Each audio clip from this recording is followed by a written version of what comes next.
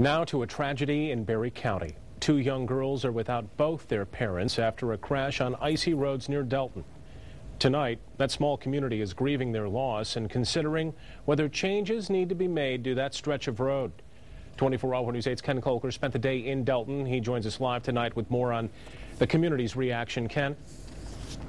Brian, it happened just right behind me on this stretch of road, and not surprisingly, volunteer firefighters were the first to arrive. It wasn't long before they realized they were trying to rescue a couple they knew. It hits hard for those guys, but I gotta put a good thing for them. Those guys, the job was there. They took care of the job, and they did the best they could. The crash killed Daniel Roth and his wife Erin, a young couple with two daughters, ages 5 and 1. The girls were not with them. The Roths are well known in the small town in southern Barry County. His father is the town's family doctor, Dr. Joseph Roth. Him being a doctor of the town, and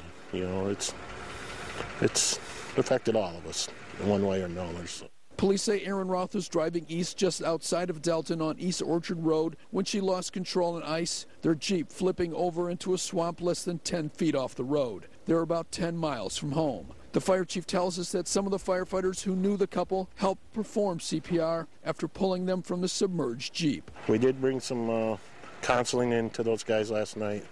We made it available, and they did the group did sit down last night with that. The township fire chief tells us that stretch of road has seen 3 fatal crashes with 4 deaths over the last 5 years or so. Within the last hour, 2 crosses were erected at the spot where the Roths died. Not far down the road, another cross is nailed to a tree for Kelly Orbeck, who died in June 2009. I mean, I've seen dead people in their vehicles being first on the scene, and it's not a pretty thing. Nobody should have to see that.